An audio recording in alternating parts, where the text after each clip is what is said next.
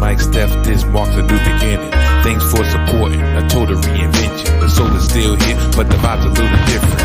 Unpredictable, hide the kids and the women. Sports of all sorts, music mixed for living. Rep New York City, but ain't the politician. Always bring the heat, Steph baking in the kitchen. Big shout to y'all, I appreciate the listen. Donnie put the rest, but I'm still in the best. In the word of what I do, all y'all know the rest. I live it, I breathe it, I'm the whole definition. The pinnacle, the ultimate, I'm on a new mission.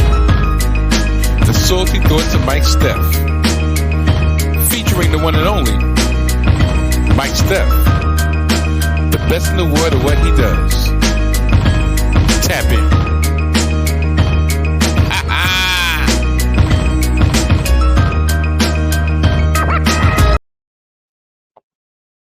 What up, people?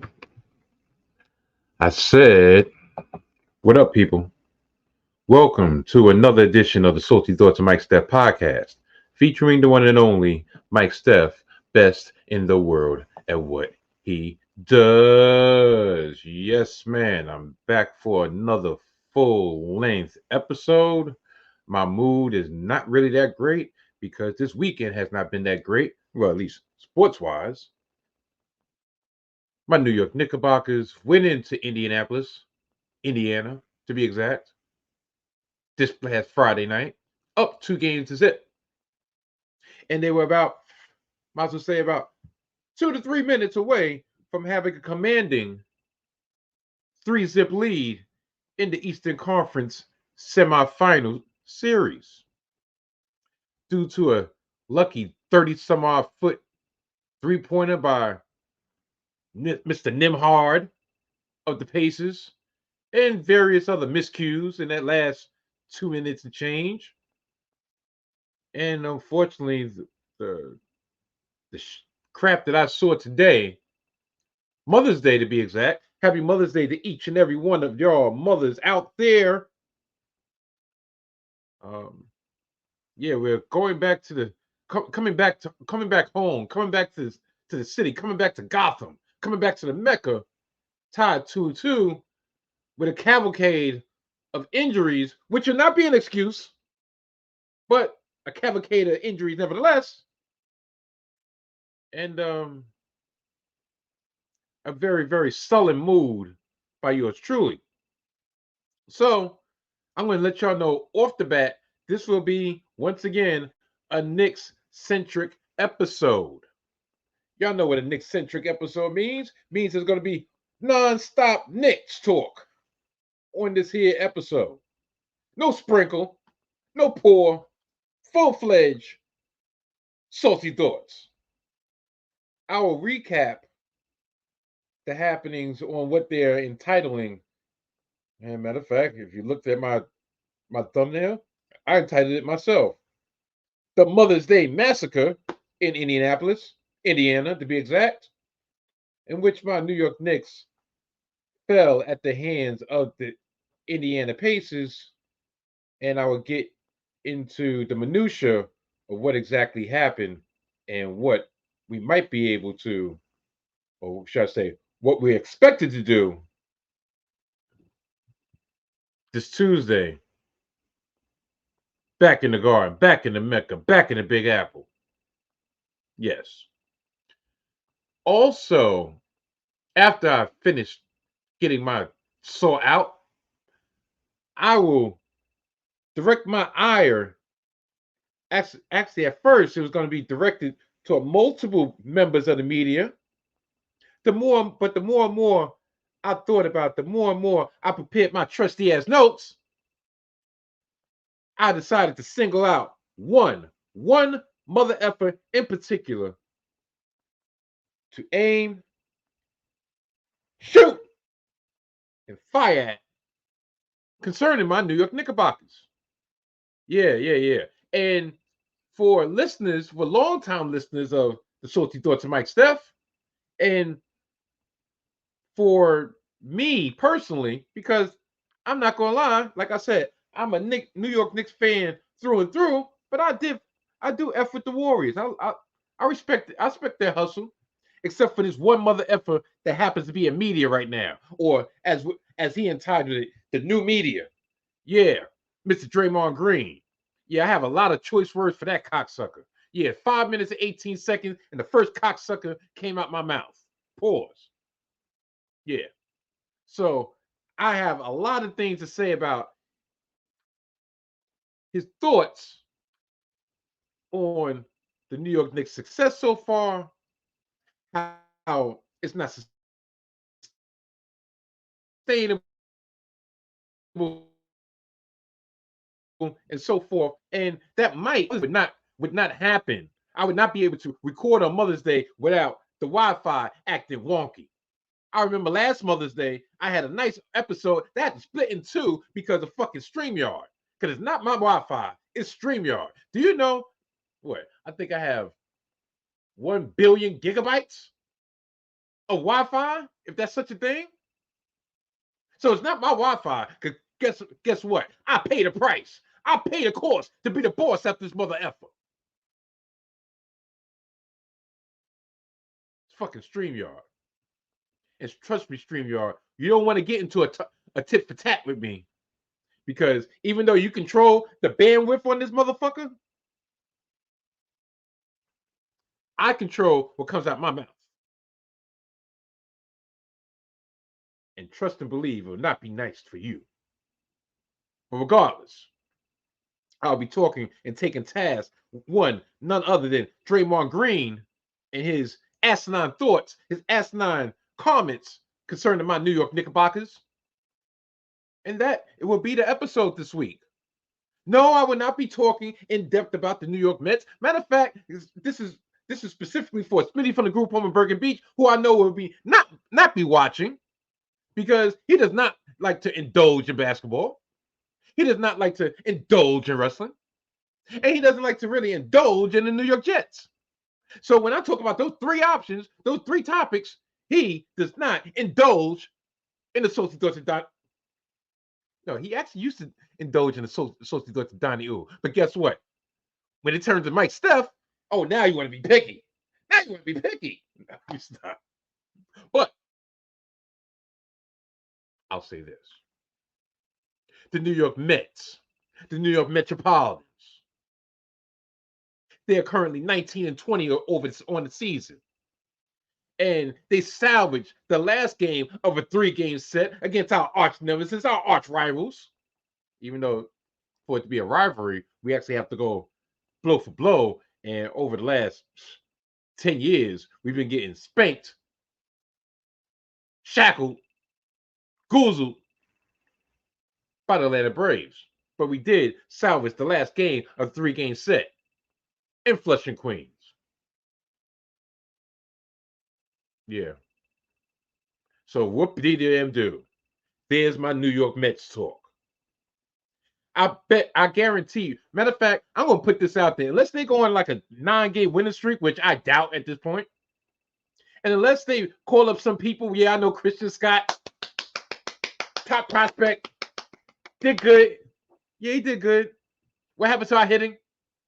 We damn near got no hit, except for JD Martinez hitting a home run in the bottom of the ninth.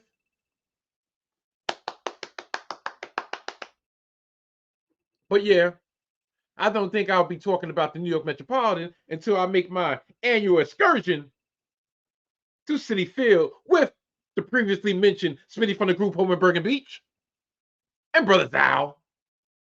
And from what I know, I think 3 other unnamed sources, unnamed people that I guess I'll meet when I get there. Because this time, guess what? It's on Smitty. So there'll be Blue Moon for everybody but me. There'll be alcohol for everybody but me.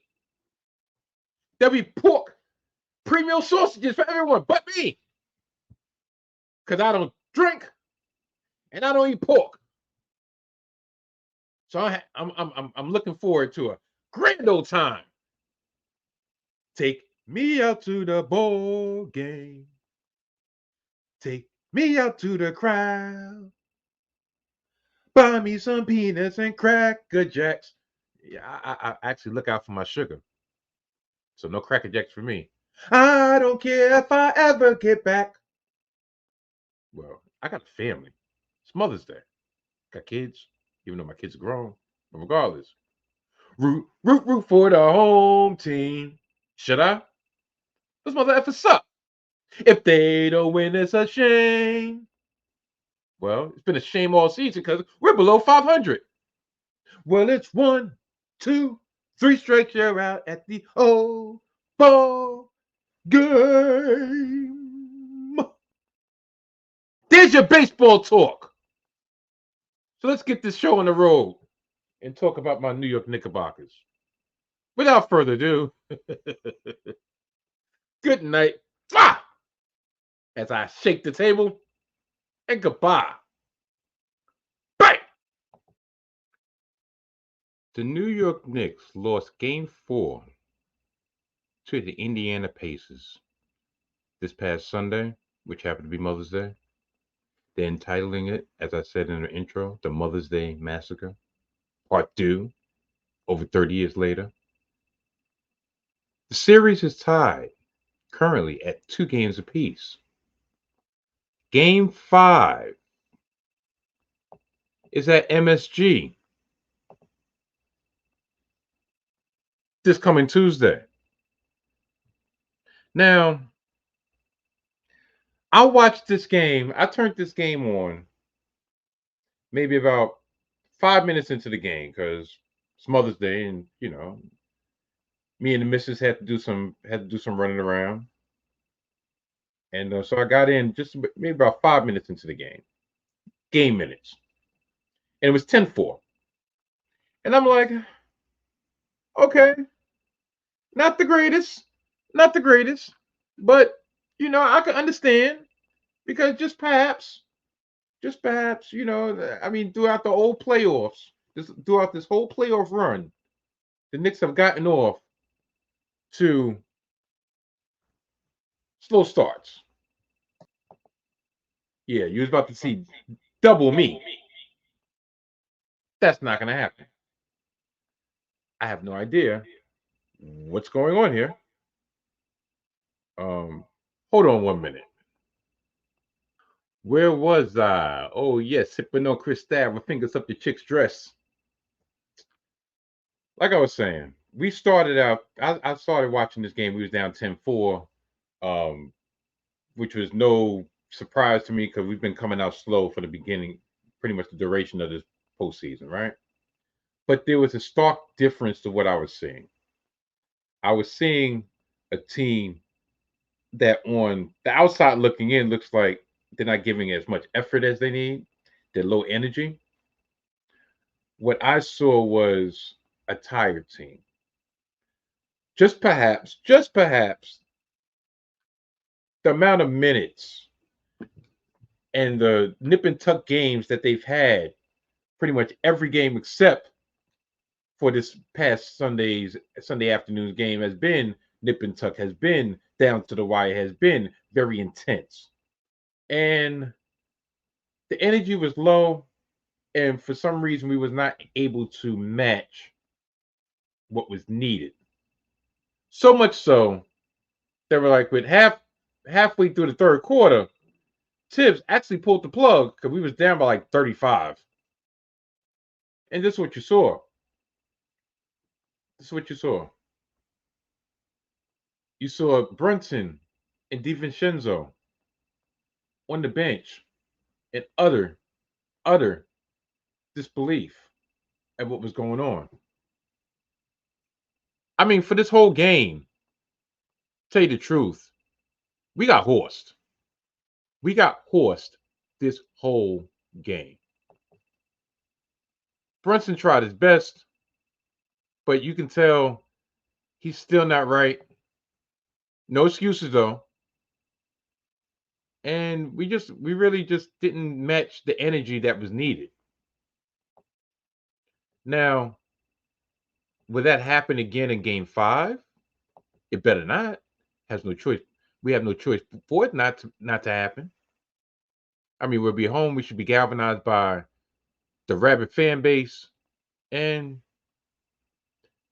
regardless, it can't be a repeat of what happened in game 4. Like we had no energy the whole game. It was like we was moving in slow motion. The passes were lethargic. I mean, there was a couple passes by Josh Hart that it just looked like I wouldn't say they was going through the motions, but it just seemed like something was missing. It was almost like for the first time this whole season, they were not able to answer the call after a blown game, a missed opportunity, so forth. Like I said, this is a team with no excuses. Not giving no excuses for that performance, nor did Coach Tibbs. But you had very early in the game, you had some players that wasn't even looking for the shot. Now I'm gonna mix some stats in here. Dante and Jalen for the first quarter were combined 1 of 13. Jalen was 0 for 5. I think Dante was maybe like 1 for 8. Something insane like that. We was outscored in the first half off the bench 27 to 14. At one point, the bench of Indiana had as many points as our whole team, and that was 27. The majority of those 14 points we got off the bench in the second quarter was due to Alec Burks. One of the problems we had in this game until finally Tibbs pulled the entire plug was that even in a blowout, we didn't have enough quality players to adequately rest our main players throughout the blowout. Like, even with the game never in doubt in the second half, Brunson still played 30 minutes. Dante still played 32 minutes. He pulled the plug on Josh Hart early. And you could see the look on Josh Hart's face. It wasn't even like a look of disdain. It was like, wow, like we got punched in the mouth and we didn't respond to the call. We didn't respond to the bell. Now, all our bench players were already playing, meaning all the players that I want to say the beginning of the season, but I'll say toward the end of the season, the beginning of the postseason, the majority of the players that have been playing are players that normally come off the bench. Precious Achiuwa usually is a bench card.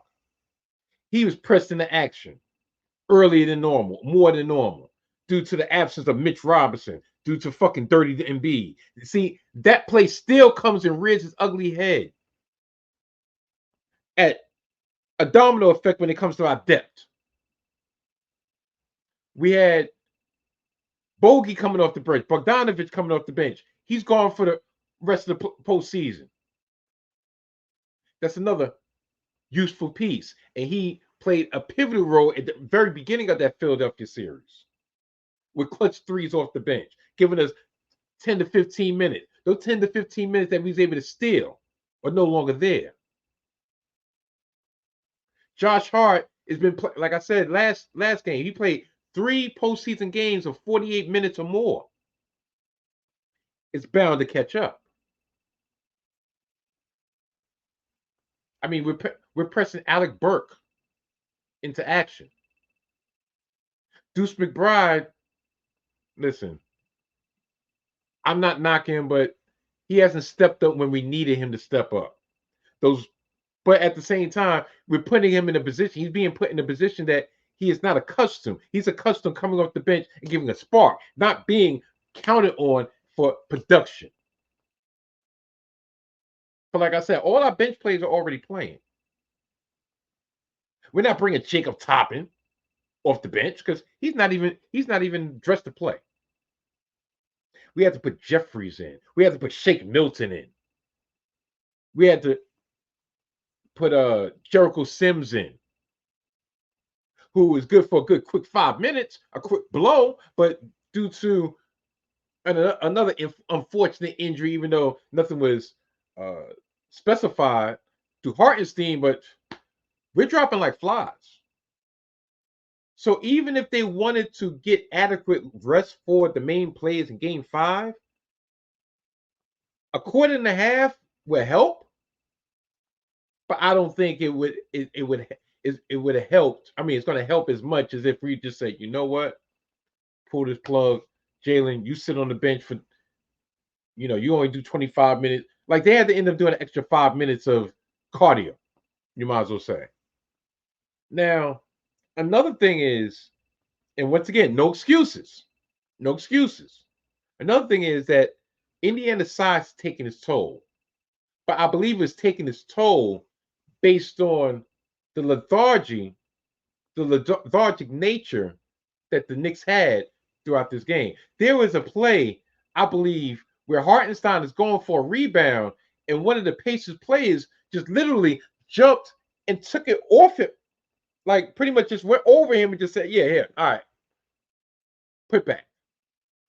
Pascal Siakam front running ass. You wasn't doing all that shit when OG was in the lineup, but when you have Dante being pretty much the main defender against against Pascal Siakam,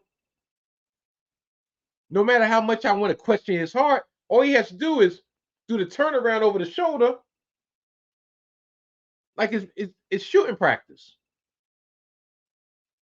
Like I said, I'm not going to spin those excuses because it was what it was. We got spanked. We got spanked, and it's okay. We just wasn't able to match the intensity, and that was ultimately the difference. Like when the margin for error when it comes to us is so razor thin, paper thin, we could not afford for that to happen, especially knowing that they were going to have momentum. The most important part of game 4, in my belief, was the first 5 to 10 minutes. So we should have been able to not allow them to have any type of belief that, yo, that lucky shit that happened at the end of game 3 is sustainable. And to their credit, they punched us in the mouth. And they say, you know what? What happened in game 3? Shit, should have happened in game 2. It should have happened in game 1. That's what was going in their head. Never mind about the fact that it was a full-on brawl those first 5 to 10 minutes. And one could say, well, the officiating. Look, we're not going to be like Rick Carlisle and blame it. It's just the fact that if it's going to be blow for blow, and the refs are going to allow that, we got to be able to return the blows that we was receiving. And unfortunately, we wasn't able to do that. Now, I do have a couple questions, though. Couple questions. Question number 1. Was it really necessary for us that played the Sunday afternoon game? Now, one would say, well, that's because the Knicks are the marquee matchup, so you want them on Mother's Day afternoon. Okay. But at the same time, you have the defending champions in Denver, right? Why they got the 8 o'clock slot? Just asking. Why they got the 8 o'clock slot? They didn't play Friday night, I don't believe. Or maybe they did. But if they did, they were still on the same timeline. Us, out this series, they played the 7 o'clock slot on Friday, ended 9:30, 10 o'clock, and then they had to double back and be ready at 3:30 for a 3:30 tip-off. So in actuality, it wasn't a day and a half. It wasn't a day and a half off. It wasn't a day in between. It was more like a half a day in between. Because as soon as you woke up today, you had to be game ready, and evidently we weren't. Another question: how come our series is the only one in the semifinals, both in the East and the West, that's been every other day? Every other series has had at least an extra game in between one of the games. They've had a 2-day rest at least between one of those games, 1 through 4, 1 through 5. You know when we're able to get an extra day rest? Unfortunately, going into game 6. So every other day, 1, 2, 3, 4. It's almost like they tried to speedball this fucking series. Let's get this series done in a week and change. I'm not saying conspiracy because, listen, it was what it was, but I mean, it's not like we went 7 games. Shoot, Boston and Cleveland has actually had an extra day of rest. And Cleveland went 7 games. Just saying. So with all this combined, today it was a recipe for destruction for what happened today. Now the Pacers to me, and I've said it before and I'll say it again, the Pacers to me are a bunch of front runners. And I'll repeat it again and again and again and again and again. Halliburton, okay, had your little 20 points. Shooting your threes. Talk about, yeah, he can't stop me. What the fuck happened in game 1? What happened to those empty 34 points in game 2 and 3? Yeah, I don't care if y'all won game 3, but those points was empty when it mattered the most. You gave Nembhard a ticking time ball, and he flung that shit up, and it happened to go in. I'm not a Halliburton hater at all, but all this rah-rah, nah, I ain't here for it. Tell you the truth, TJ McConnell has been the best player on your team for the whole fucking series, if you want to call a spade a spade. But you're the one who's getting that extra bread, right? And once again, not looking in your pocket. But put that energy at one of those fucking post WWE scrums. Talk about he can't. All right, keep that same energy this Tuesday. Now, listen, they were better. They were the better team. They were the better team today. I mean, I have no choice but to admit that they were the better team today. But I hope they have that same energy in the Garden. What's that old saying? The series doesn't start until the home team loses the game. Guess what? Then I guess the series hasn't started yet. Best 2 out of 3. Two of the last 3 games are in the Garden. Now, do I really want it to go 7? No. Tell you the truth, at the very beginning of the series, I said Knicks in 6. That was before the injuries, but still, Knicks in 6. Do I have faith that if it went to game 7, we would prevail? I have no choice but to have faith. But who knows who we would have left if this actually goes 7 games. Just saying. Like, with Alec Burks, once again, is your savior to make sure you don't lose by 50, it's just not your day. It's just not your day.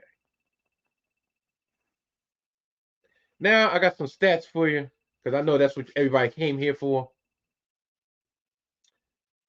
And these stats should help put a picture on why we got our ass bust.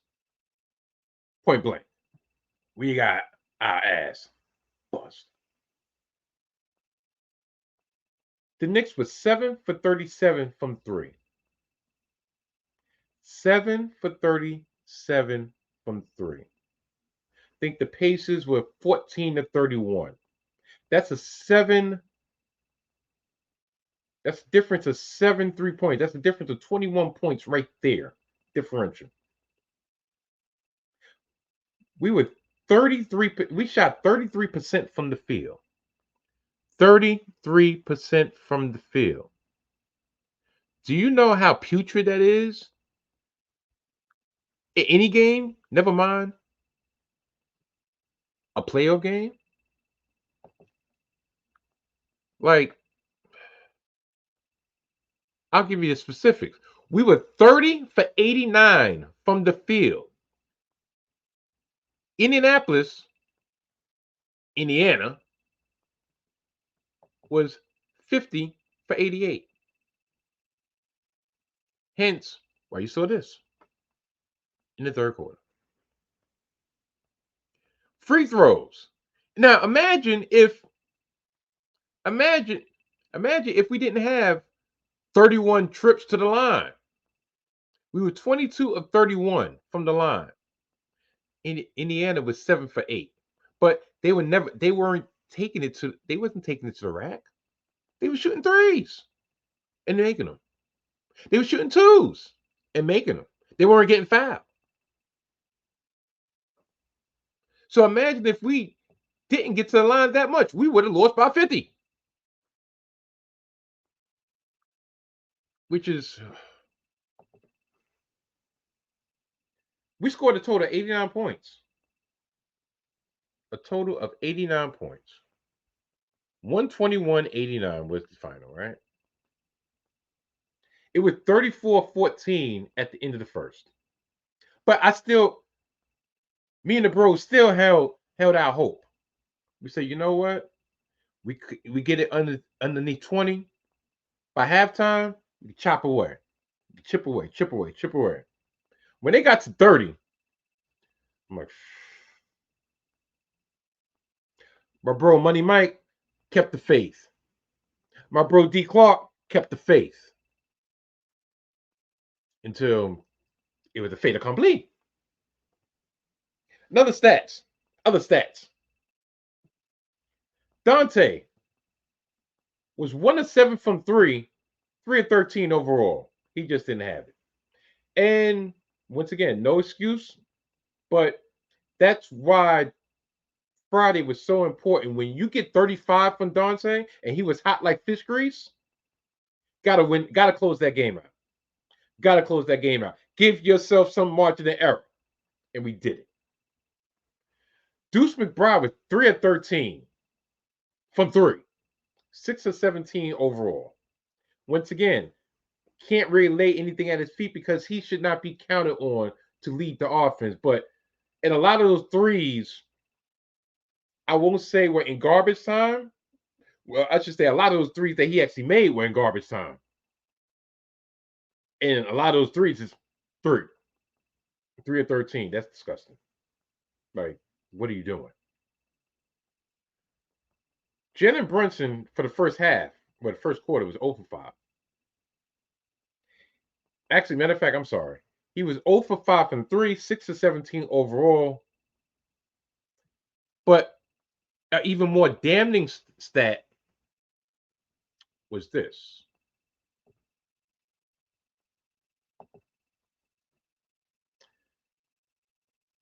Seven of his 11 shots fell off the front of the rim. They were short of the rim, which is a sign of fatigue or a sign of not getting enough lift that he's accustomed to. That explosiveness that we're accustomed to seeing from Jalen Brunson has been missing since the foot injury. To his credit, once again, no excuses. This would lend credence to all the assholes out there that would say, well, you ran him into the ground. Listen, has nothing to do with strictly fatigue. It happened. He banged his foot on somebody's shin. It happened. Because prior to that, he was cooking y'all. And even in that second half, he came out and he cooked y'all. But that seemed like that was based on adrenaline. Adrenaline only. Because in the 2 full games since the injury that he sustained in the first quarter of game 2, so this is game 3 and 4, both on the road, he is a combined 16 of 43 overall from the field, 2 for 11 from deep, and numerous missed free throws, which we are not accustomed to seeing. As I said earlier, Hart didn't have it today. And to Thibodeau's credit, he realized that. He said, you know what? I'm going to lose this battle to win the war.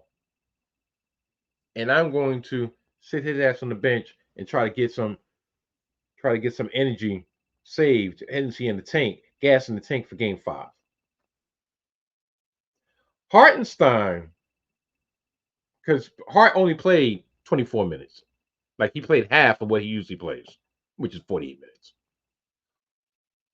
Isaiah Hartenstein didn't have his usual energy at all. And I'm looking at it, it was glaring. But from reading the reports, reading the articles after the game, and listening to his comments, seems like it makes a little bit more sense now of why he didn't have that usual energy, that usual aggression that he usually plays with. It might have been attributed to a shoulder injury that he sustained in the second quarter. Now, x-rays came back negative, but Hartenstein did hint in post-game interviews that he has it's a possibility that he has a pinched nerve problem. He says that his hand gets his hand gets numb at times, but he was brushing it off. Now, kudos to the no excuse mantra, but this is the problem. Like, he is our center.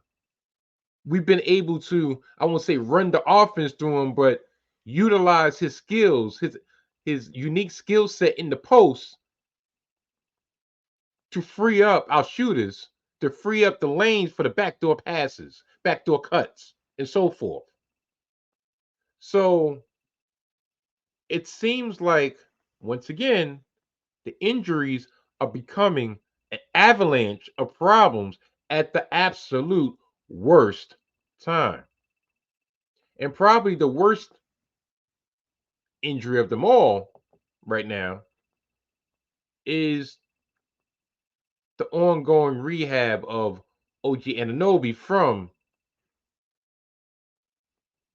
a hamstring injury. OG is not participating on any on-court exercise. He's still doing in pool, and it really doesn't look promising that he's going to be back for this series, even if it does goes to Game 7.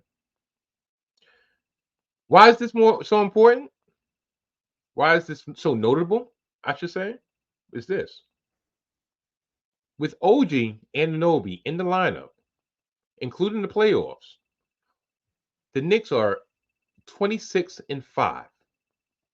Without OG in the lineup, the Knicks are 13-16. We're under 500 team.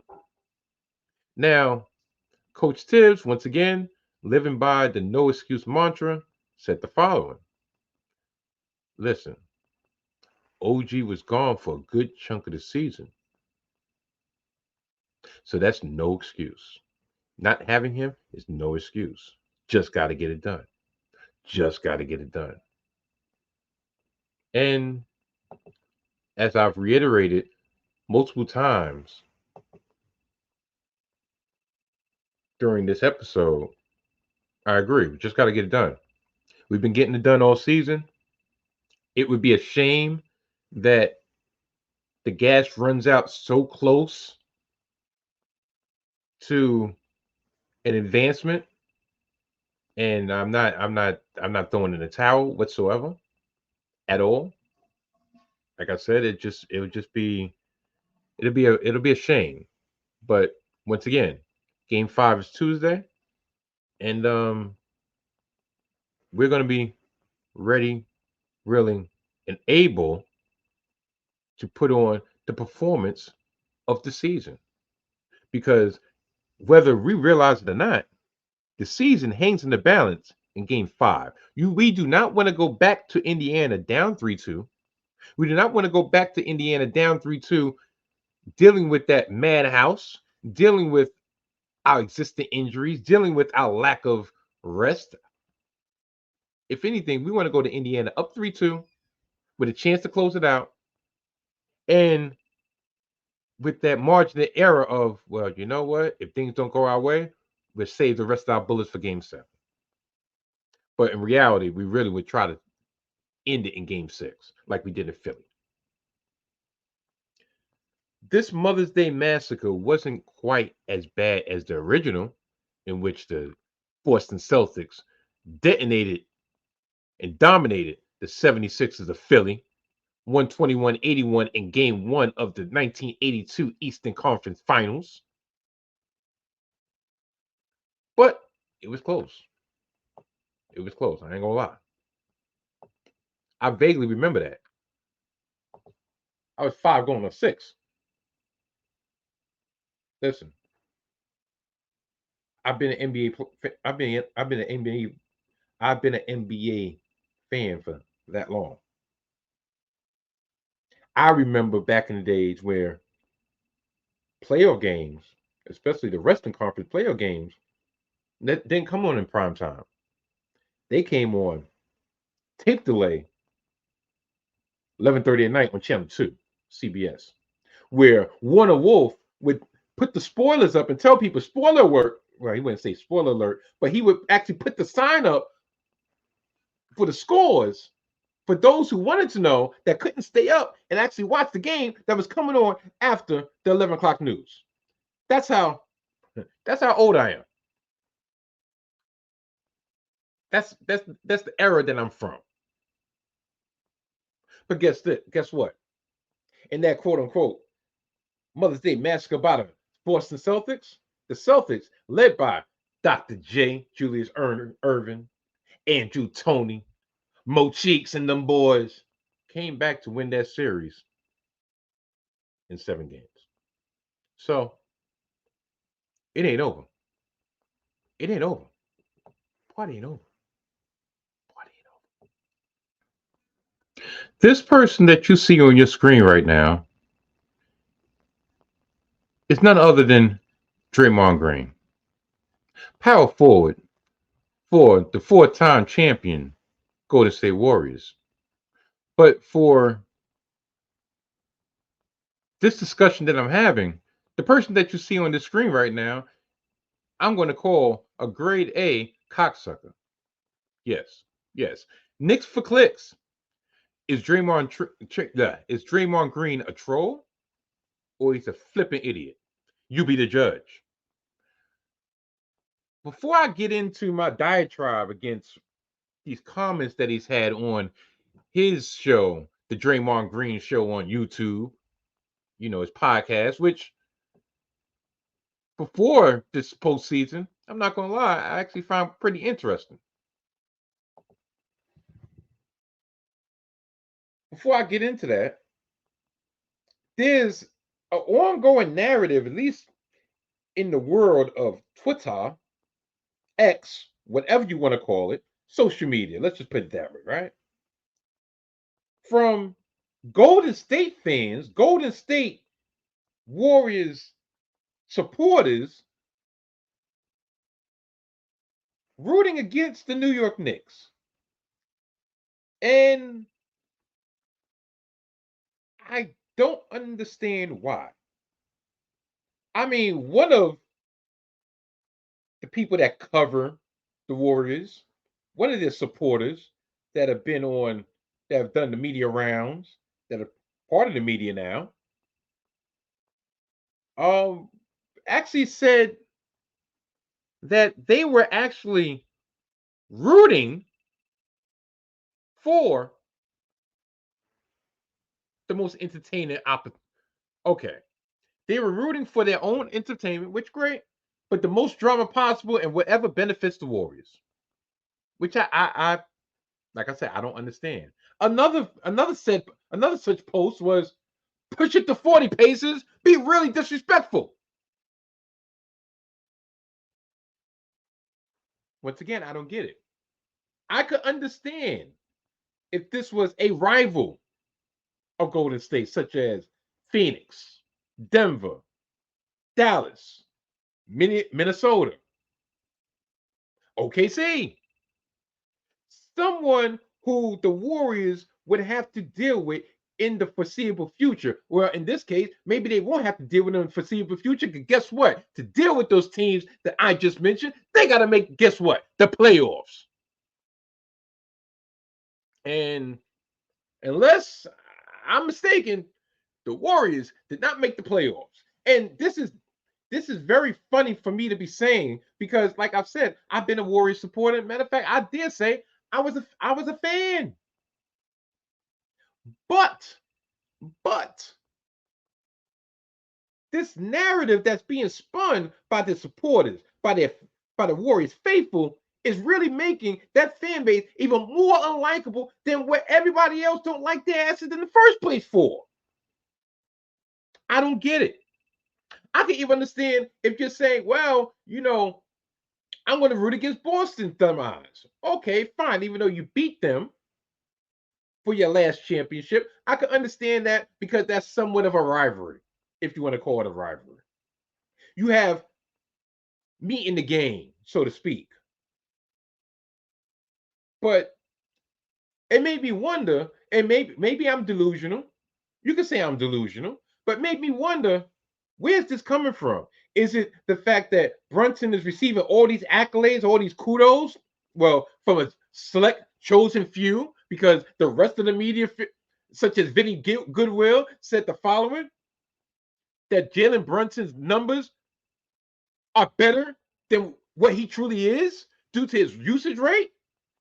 The fact that the Knicks won't make the finals because they're being run into the ground. And peep this, Mitch Robinson's injury and him being out for the duration of the offseason will cause the Knicks to play Jalen Brunson more. What fucking logic does that make? Mitch Rob was a center coming off the bench. Jalen Brunson is our starting point guard. So how the fuck is his absence going to make sure that Jalen Brunson has to log even more minutes? Make that make sense. And this is the NBA pundit, someone that actually I respect his opinion. Writer for Yahoo Sports. But that was, once again, Knicks for clicks. Just like I explained in my previous 2 Sprinkle Salt episode post-game reaction shows of Charles Barkley and Shaquille O'Neal on Inside the NBA, talking mucho shit about, yeah, I hope the Knicks win so the Celtics can bust their ass. Knicks for clicks.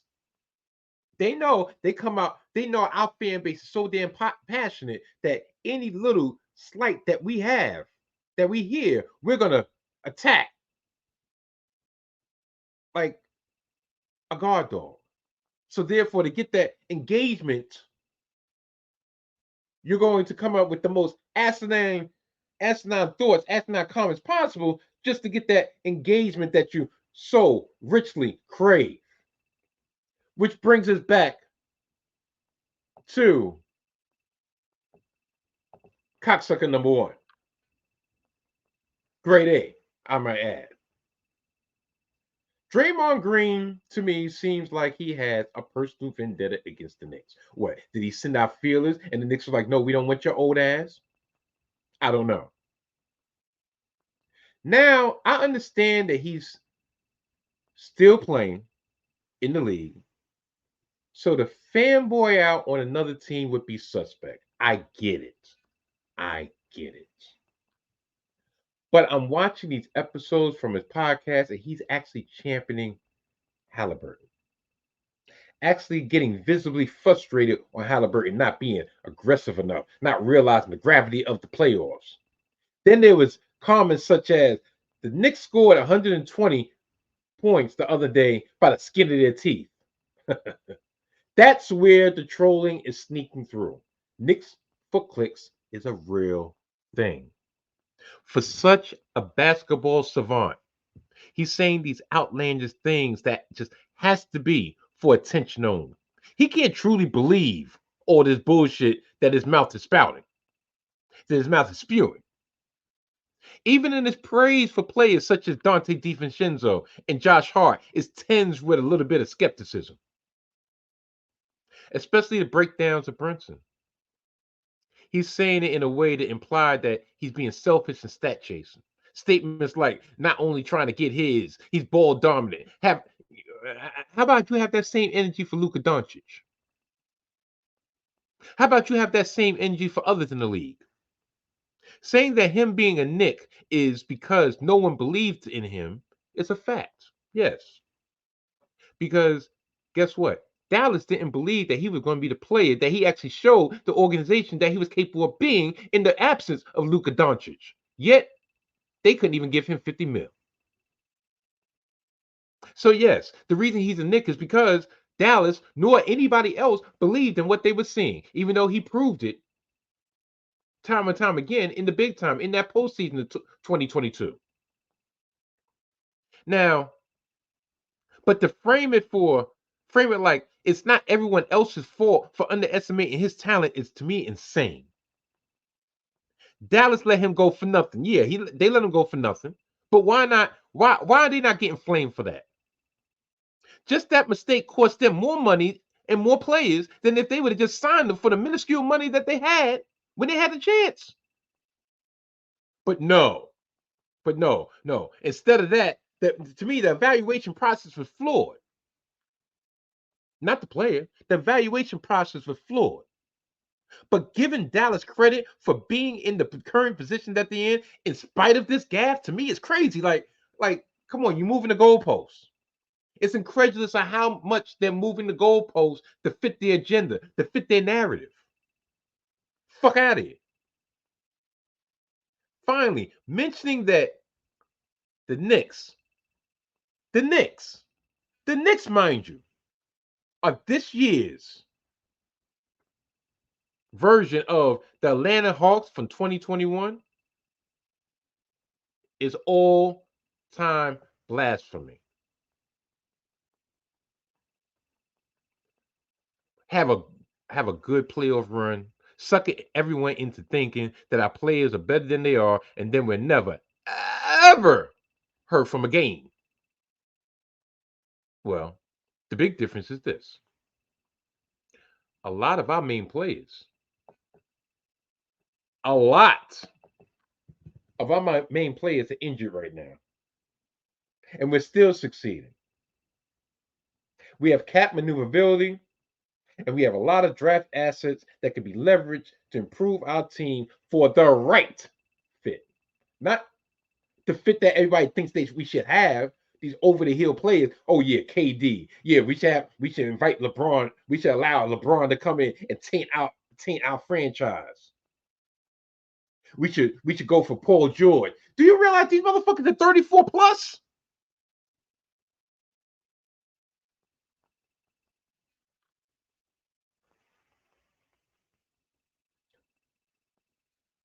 If we were able to do that, if we were going to do that, let's say we didn't have the success we had this season. Let's say we squeaked in as a 7th seed, right? Won to play in, got in as a 7th seed, got knocked out in the first round, and then we threw all this money and all our assets for an older player that only gives us a 1 to 2 year window, and got rid of our much needed depth. Y'all would be the same motherfuckers that be on the air talk about, yeah, the same old Knicks. Knicks, which one? The Knicks are struggling. The Knicks are thirsty for a star. Nobody wants to come to New York. They have to overpay for an older player. Now, unlike all those teams that he mentioned, the Atlanta Hawks, the Portland Trail Blazers, which he was like, yeah, Portland was like that when they had Allen Crabbe and blah, blah, blah, blah. And Al Farouk. Listen. Are you serious? Are you serious? Never mind about the fact that he conveniently left out that team, yes, I'm not saying they were a world beater, but that team that he left out, they had CJ McCollum and they had Dame Lillard. Did they sweep them? Yes. But when he's talking about all the ancillary players, he conveniently left out the 2 players that whole team was surrounded by. I mean, centered on. But he forgets that unlike those teams that he mentioned, we have established a culture the last couple years, a culture which is being built upon. He forgets that his team, the team that he's been with his whole fucking career, is a lot like this year's team. Years ago, before the championships, built with built through the draft, built with very key acquisitions, and establishing a culture. Remember, you didn't come into the league and instantaneously walk into a winning situation. Remember those years that y'all getting bumped by the Clippers until y'all got over that hump. Key acquisitions: Barbosa, Bogut, amongst others, around the nucleus, around the culture that y'all instill.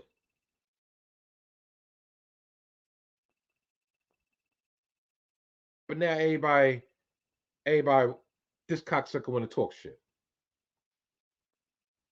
It's all right. It's all right. Now he's a triple single.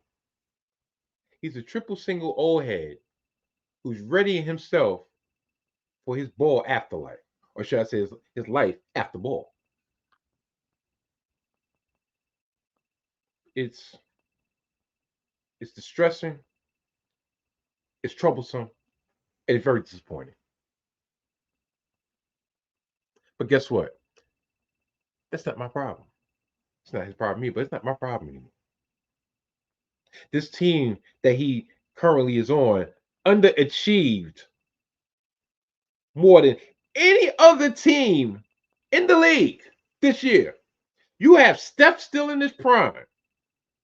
Supposedly, I guess you're supposed to be still in your prime too, right? You just re-upped your coach for a massive extension, right? Meaning he's not going nowhere, right? And y'all couldn't even get into the fucking playoffs. Y'all got blown out in the play-in by Sacramento. Looking old and slow. Looking flabby and sick.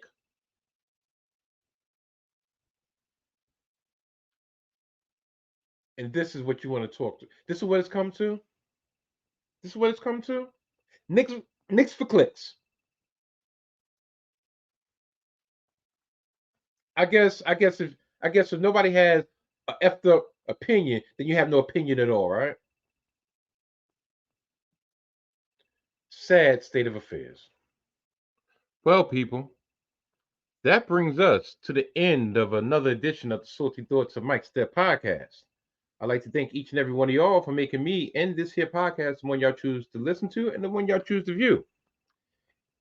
Please like, subscribe, leave a comment, and more importantly, share alike. Act like my podcast is a whore with his legs spread, with her legs spread, pause, and share amongst the fun. Let everybody come in. Let everybody enjoy the fruits of my labor. Listen, I don't know what to say. But yeah, please, more importantly, press that notification button so whenever I decide to drop, y'all will be the first ones to hear it. Next week will be more the same. I guess by next week, I'll know whether or not the New York Knicks have advanced to the Eastern Conference Finals or our season has come to an end. Hopefully not. But by next week's full-length episode, y'all will be the ones to find out. And y'all will see the look on my face, the expression on my face to figure out, damn, did the Knicks win? Damn, did the Knicks break his heart again? Only one way to find out, and that's to tune in. But the reason I say, more importantly, hit that notification bell so y'all be the first ones to hear it, is I will continue dropping Sprinkle of Salt episodes, my quick post-game reaction episodes after Game 5 and after Game 6 this week. Game 5 is Tuesday, so check it out late Tuesday night, early Wednesday morning. And Game 6, I believe, is Friday, so check it out late Friday night, early Saturday morning for a couple of Sprinkle of Salt episodes until just to hold y'all, get your palate ready for the full-length episode of the Salty Thoughts of Mike Steph. With all that being said, let's get to the little plugs. Check out Hidden Gems Football, hosted by the Mojo King and myself. New episodes during the football season drop each and every Thursday on the YouTube channel of the 19 Media Group. Best and Believe with money camps coming up, Training camp, man. Well, training camp is more like 2 months away, but mini camps coming up toward the end of the month, beginning of June. We might, just might, be on the lookout for a stealth Hidden Gems football drop. I don't know. The only way you'll find out is if you subscribe and press the notification button to the 19 Media Group YouTube channel. So whenever we drop over there, and whenever you want to see this simply ravishing body of mine, y'all will be the first ones to see me and the Mojo King, of course. Also, while you're on that channel, check out my bros from Gimmick Infringement, from Gimmick Infringement, Winchester and McDowell. Winchester and McDowell, Gimmick Infringement, on the 19 Media Group YouTube channel. They drop each and every late Sunday night, early Monday morning. And here's a little sneak peek of what to expect. Maybe not this week, but what to expect from the boys from Gimmick Infringement. Click the record button. That promposals are still happening and very important these days. Yes, they are, and I think they're really cool. I love a good promposal. I'm a sucker for a good promposal. Hear me out. I'm saying this up front before I bury it. I am a sucker for a good promposal. If you were asking somebody out that you aren't currently dating, make a big deal out of it. I'm here for it. If you are dating, who the hell else are you going to go with? Why are we doing promposals if you're in a relationship? And why are you telling your significant other that you need to have one? What a dumb thing to do. Imagine for a second, there's an event, there's a gala, and your wife goes, somebody else asked, so I'm going with them. That would not be ideal. No, that's the end. That's it. That's the end of that relationship. That's probably it. Papers are being filed immediately. Papers are being filed. If I'm in high school and somebody's like, well, I'm going with somebody else because you didn't prompose to me, I'd have been like, yeah, okay, so we're done. And then that would be the end of it. Immediately. Right. And so my thought is the desire for this is clearly a social media thing, right? We want the video, we want the likes, public clout. It's all it's the for. Comments. It's to capture it for IG. And then who's it for? It's for your hundreds and thousands of followers. Bro. It's not for the girl you asked. Mm-hmm. You're not putting it out there for her. Yeah. This sounds like a very logical adult take on And I try to on the current state of teens. I'm trying to teach. I'm trying to teach. You're influencing the hearts and minds of the youth. That's what you're doing. Yeah. See, that's just a taste of what you can get on Gimmick Infringement. I'm going to read their description on this week's episode, special Mother's Day edition of GI. It's one of their favorite days of the year. Brad and Tyler reunite to honor their moms on a special Mother's Day edition, a Mother's Day episode. The reason they reuniting, because guess what? Yours truly was on last week's episode, which I need to check out because trust and believe it was a banger after banger after banger. Oh, I'm sorry. It's not about me. This is about the boys. After praising the mothers in their lives, they honor the mommy of professional wrestling, Rhea Ripley. The guys share their top 5 moments from her career thus far, including a signature NXT feud and an epic night in Australia. As the episode progresses, Brad shares his optimism for the upcoming clash between Malachi Black and Adam Copeland in AEW. Meanwhile, Tyler finally shares his thoughts on the current state of the Phoenix Suns. What happened? Like, we was talking basketball. I guess, you know what? That was the guest in you allowing me to have the floor when it comes to my New York Knicks. But you know, I was going to get on your ass about those Phoenix Suns. But I digress.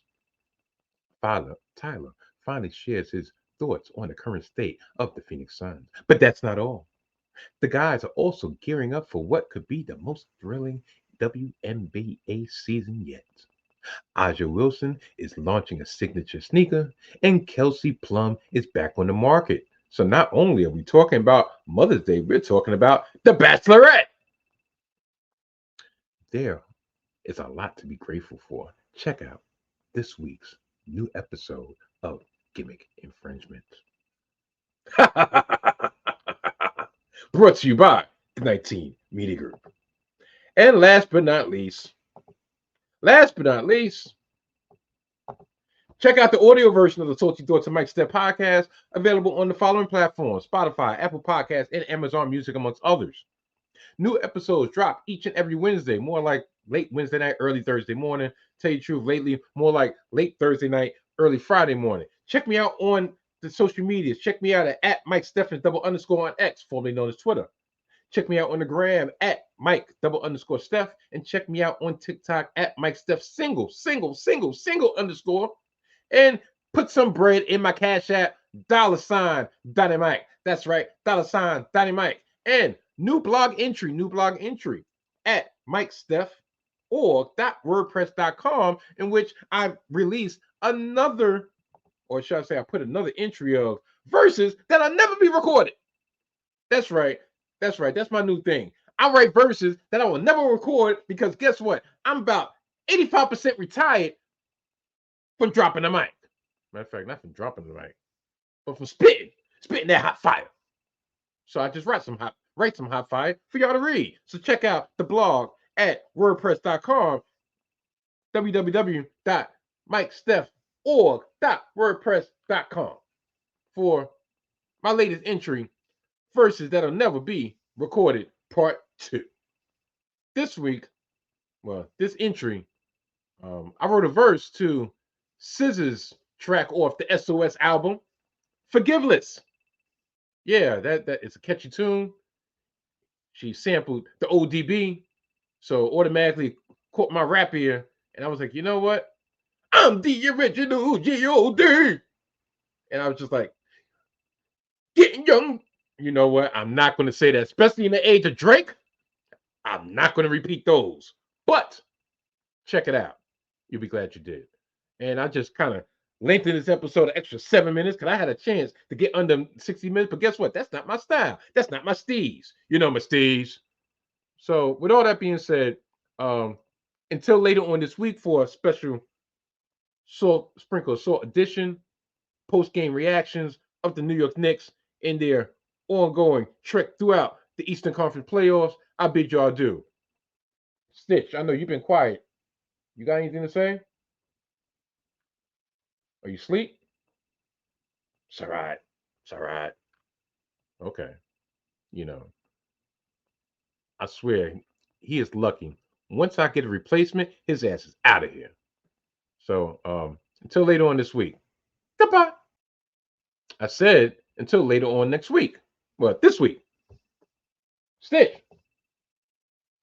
Goodbye.